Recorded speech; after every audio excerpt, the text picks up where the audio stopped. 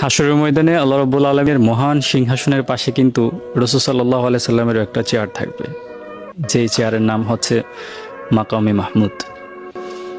আল্লাহ রাব্বুল আলামিন প্রিয় বন্ধুর জন্যে অপেক্ষা করবে মাকামে মাহমুদে, কেন রাসূল আসেন না?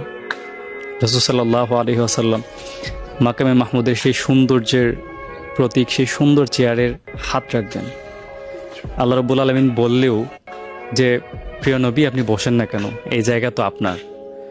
রাসূল সাল্লাল্লাহু আলাইহি সাল্লাম বলে যে রব্বুল আলামিন আমি আসলে বসবো না, আমি যদি বসে যাই এই হাশরের ময়দানের আমার উম্মতদের জন্য দৌড়াবে কে?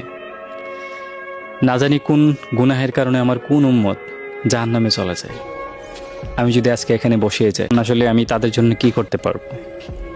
এই জন্যই বলা হয় যে আমরা কেন রাসূল সাল্লাল্লাহু আলাইহি সাল্লামকে ভালোবাসবো না, যিনি আমাকে না দেখেও ভালোবেসে গেছেন, যিনি আমাকে দেখবেন না তারপরে আমার জন্য হাশরের ময়দানে দাঁড়িয়ে থাকবেন নিজের আসনটাকে ছেড়ে, যিনি আমাকে দেখেন নাই তারপরে তিনি আমাদেরকে হাউজে কাউসারের পানি পান করাবেন।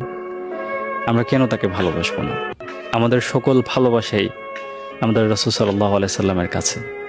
রাসূল সাল্লাল্লাহু আলাইহি সাল্লামের প্রতি আমাদের সমস্ত ভালোবাসা উজাড় করে দেওয়া উচিত। আমাদের ভালোবাসার উৎসই হচ্ছে হযরত মুহাম্মদ রাসূলুল্লাহ সাল্লাল্লাহু আলাইহি ওয়াসাল্লাম।